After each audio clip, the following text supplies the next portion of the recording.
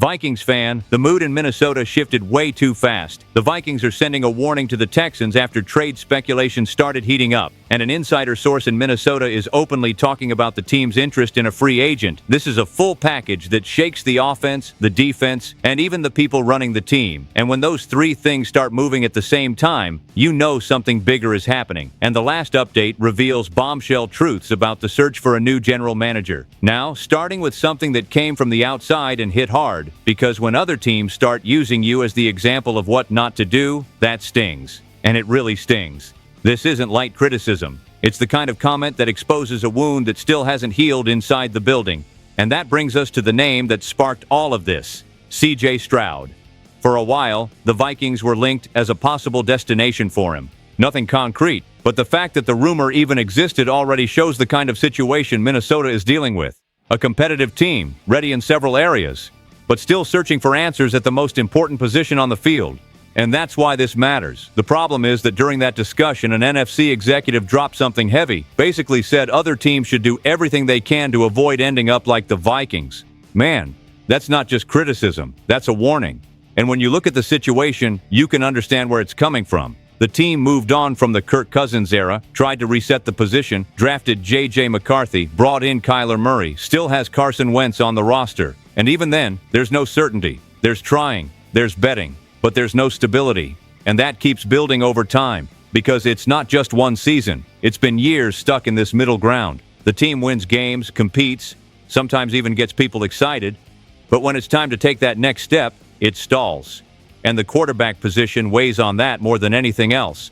And the most delicate part is that all of this is now landing on Kevin O'Connell too, because he's always been seen as the guy who understands quarterbacks, the guy who can get the best out of players. And now he's dealing with a complex situation, a young player who still has to prove himself, a veteran trying to find his level again, and pressure building from the outside. Let's be real, the Vikings can't miss at this position again. They can't stay stuck in this cycle of trial and error. Not with this roster, because the rest of this roster is already there. Strong defense, interesting offensive weapons, but without stability at quarterback, everything is limited. And let me ask you something. Do you trust this quarterback group to fix it? Drop your take in the comments, because this is dividing a lot of opinions. And the wild part is that this isn't even the heaviest pressure point today, because what's coming next involves a decision that directly impacts the structure of the defense. There are decisions a team makes that instantly create that weird silence, not outrage right away. Doubt. That feeling of, hold on, is this really going to work? And that's exactly what happened when Jonathan Greenard left the roster.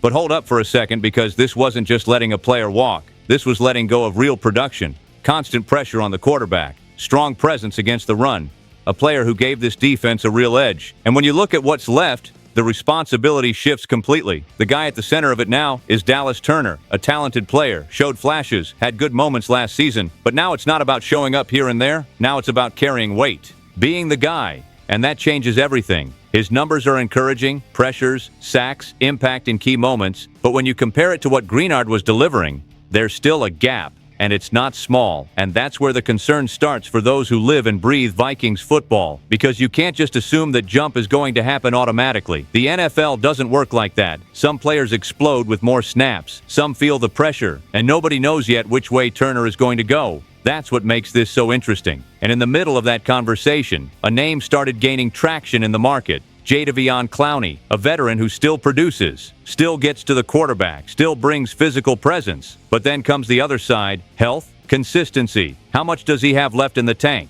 And that's become a real debate among people close to the team. Is it worth bringing someone like that in to share the load? Or does that slow down Turner's development? Because one thing is clear, the Vikings cannot afford a drop in production in this unit. Not if they want this defense to stay at a high level. And there's another important detail here. The front office made it clear that moving on from Greenard wasn't about thinking the team would be better without him. It was about money, future adjustments, a decision looking ahead. But while looking ahead is the plan, the field demands answers right now. Being completely honest, this move can define what this defense really is in 2026. If Turner takes the leap, it looks smart. If he doesn't, it's going to feel like the team moved on from a key piece too early. And this is exactly the kind of decision that builds pressure over the course of a season. One injury, one slow start, one bad stretch, and suddenly this conversation gets loud again. And if you think this is already tense, Wait until you see the scenario being projected for the offense, because the next topic isn't just concern, it's almost a nightmare warning. What's your take on Jadeveon Clowney? Quick ask. Subscribe to the channel. Some takes you see and ignore. Others stick with you all day, because they hit that fear nobody wants to say out loud. And that's exactly what happened when analysts started laying out a possible scenario for the Vikings offense. But before we get to the main names, understand the bigger picture. The idea was simple. Bring in a veteran, let a young player develop, create healthy competition. On paper, that sounds clean, but in reality, it could turn into something else. And that's where the two names come in, Kyler Murray and J.J. McCarthy. The scenario being discussed is heavy, and it's not an exaggeration. The idea is this. Murray arrives, but doesn't return to the level he once showed. Not bad enough to get benched quickly, but not good enough to fix the problem. And that kind of middle ground is dangerous. And on the other side, McCarthy doesn't take the expected leap, doesn't develop the way the team hoped, stuck in between, not ready to take over, not out of the picture either. And just like that, you fall into that place every team wants to avoid. Not bad enough to rebuild, not good enough to truly compete. Stuck. And this isn't some wild theory. When you look at Murray's recent history, it makes sense. Injuries, inconsistency, strong stretches followed by sharp drops. He's never been able to sustain high-level play for long. At the same time, McCarthy is still a question mark. He dealt with injuries, lost development time, and now has to prove he's more than just potential. And here's the part that really hits. If Murray plays well, he could stay. That pushes McCarthy back. If Murray struggles, the team could waste another year waiting for development that might not come. There's no simple outcome here, and that puts even more pressure on Kevin O'Connell, because he's seen as the guy who can fix quarterbacks. He's done it before. He's revived careers. But now the challenge is double, and much riskier. Real talk.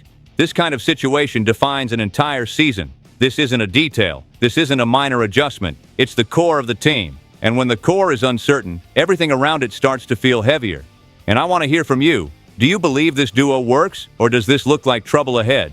Let me know in the comments how you see it, because while the offense is dealing with this massive question, the defense is also making big bets, and the next story shows just how far the team is willing to go with risk. Not every draft pick is met with applause. Some divide the room instantly.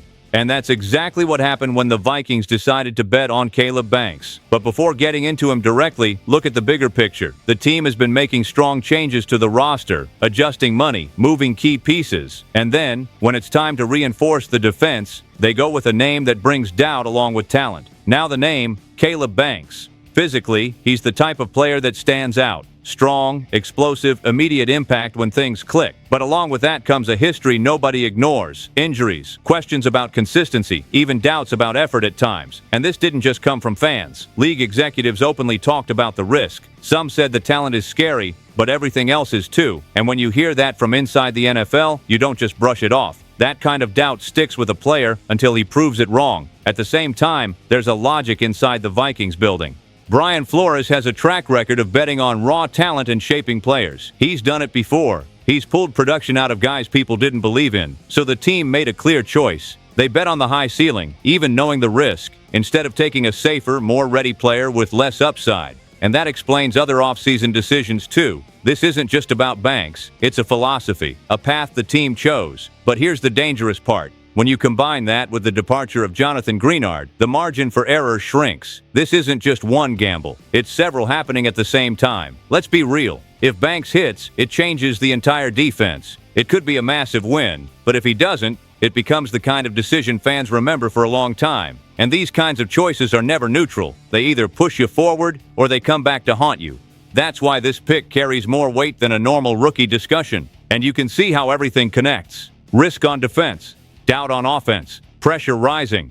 But the most curious part isn't even on the field, because what's happening off it is leaving a lot of people around the league confused. There are things that happen off the field that hit almost as hard as decisions on it. And what the Vikings are doing right now in the front office has people across the league scratching their heads. But before getting to the main name, look at the context. The team unexpectedly fired Kwesi Adofo-Mensah. Right after that, they placed someone they trust in an interim role and made it clear they would conduct a full search for a new general manager. Up to that point, it makes sense. Looks like a structured plan. But then comes the detail that changed the perception. That interim guy didn't just hold the spot. He led free agency. took part directly in the draft, made real decisions, and even then, the team decided to open an external search.